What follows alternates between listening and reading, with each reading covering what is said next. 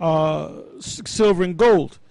Now there was a Ron Paul, the governor of Texas. I believe he's still the governor of Texas today, if I'm not mistaken. I'm sorry, not the governor of Texas. He's a congressman.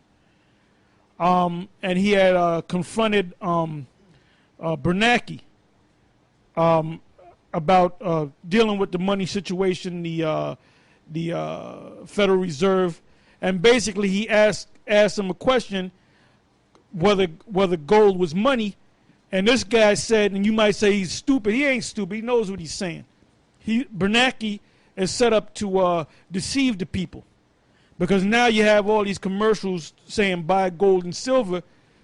So he asked whether gold was money. He said no, gold is not money.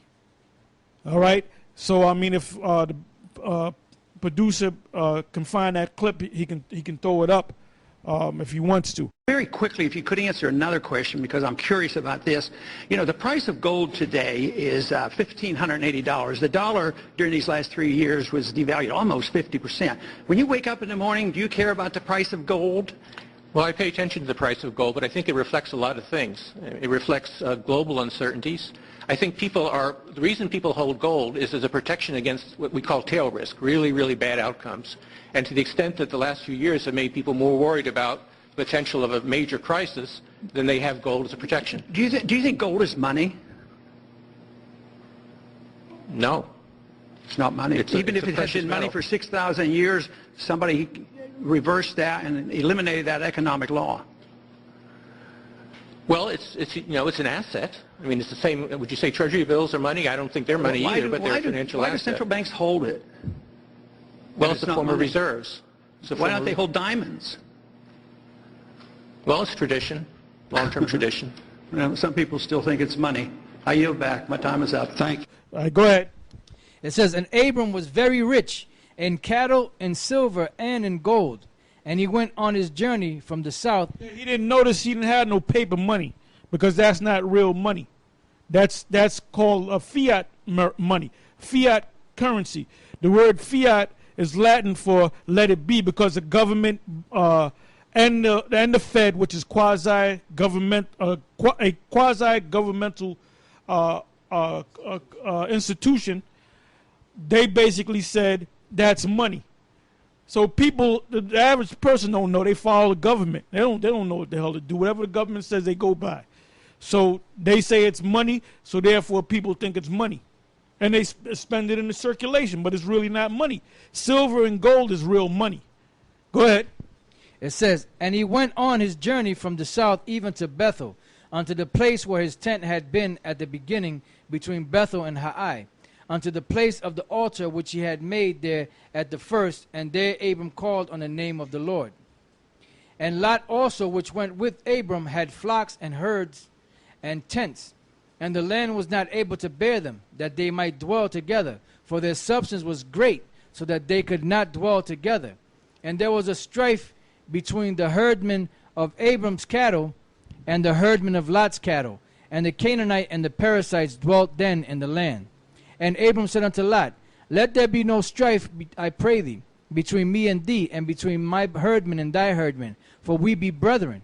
Is not the whole land before thee? Separate thyself, I pray thee, from me. If thou wilt take the left hand, then I will go to the right. Or if thou wilt depart to the right hand, then I will go to the left. And Lot lifted up his eyes and beheld all the plain of Jordan, that it was well watered everywhere, before the Lord destroyed Sodom and Gomorrah, even as the garden of the Lord, like the land of Egypt, as thou camest unto Zoar. Yeah, because anywhere you have land and water, you have cattle to eat the grass, to drink the water. So that's going to bring fowl. That's going to bring bees to create honey and so forth. So he saw that land that was rich with water and soil. So he said, I'll choose that land. And Abraham gave him the first choice. You know why? Because Abraham knew that the Lord was with him. And no matter where Abraham went, the Most High was going to bless him anyway. That's called faith. Go ahead. Then Lot chose him all. That's a lesson to you guys that made that deal with that Faustian bargain with the devil. I'm talking about Comfy. You don't see Comfy no more. He's been totally exposed. General Yohana, he's next. He's going to get totally exposed. And the rest of you guys that made that deal with the devil. That's called a lack of faith. You didn't want to wait for the Most High. You wanted to take that money. So you're going to be destroyed along with that money and along with the elite. Go ahead. It says, then Lot chose him all the plain of Jordan, and Lot journeyed east, and they separated themselves the one from the other.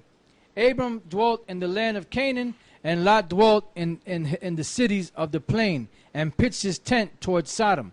But the men of Sodom were wicked and sinners before the Lord exceedingly. Now remember, the men of Sodom were Canaanites. Go ahead. And the Lord said unto Abram, after that Lot was separated from him, lift up now thine eyes and look from the place where thou art. And by the way, this country right here is becoming a gigantic Sodom and Gomorrah, because they just passed that law that gays can marry one another in New York, and New York is a major state. So now they're going to have this big thing supposedly come tomorrow, where you're going to have all these lesbians and these homosexuals getting married on Sunday. Was that the 24th? July 20, huh? 6, 24, 2 and 4, 6. Right, that's right, 2 and 4 and 6, which can be the devil's number. And they're making a big deal about it. And then they were talking about the other day taking Jones Beach and making part of it a nude beach. So basically they're corrupt. The leaders are corrupting the people. So you have people now accepting it, saying it's all right to be a homosexual and it's all right to get married. They're corrupting the people. The elite are corrupting the people so the people can be destroyed. All right? Go ahead. And then they had this thing on the news where the first people that they showed that were going to go get married was 2 black women and 2 black men. That was the first people they showed, with this so-called law they just passed, that were going to get married. Just to show you that they're pushing that shit heavy on Jake. Yeah, they want Jake to do it, but those 2 black women and 2 black men, the Most High is going to destroy them. Like I said, the reason why we teach these classes and we go out there on the highways and the byways, number 1, because the Most High told us to do that, and number 2, we're out here to wake up the elect. We're not concerned about 2/3 of Israel. We don't give a damn about what 2/3 of Israel does. The ones of you clowns that fell off and went back into the world, the ones of you guys that made that deal with the spiritual demon Satan or the elite, we don't give a damn about you, man, because we know that you're going to be destroyed. The only ones that we're concerned with is the elect of Israel. Go ahead.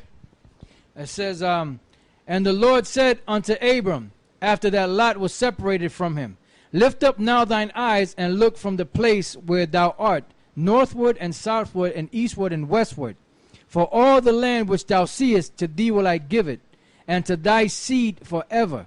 And I will make thy seed as the dust of the earth, so that if a man can number the dust of the earth, then shall thy seed also be numbered. And that's the nation of Israel. Go ahead. Arise, walk through the land, in the length of it and in the breadth of it.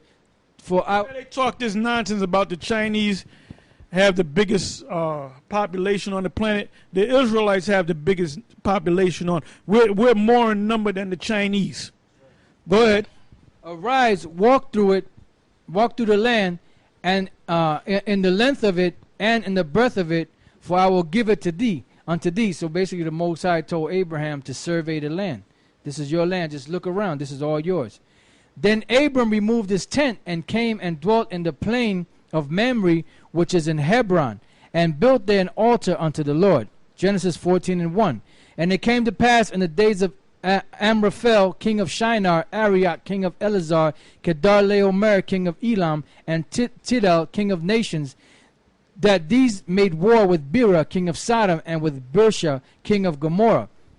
Yeah, so with that, we're going to stop right there. So we're going to start the next week. We're going to start at the 14th chapter of Genesis. So with that, I'm going to say shalom.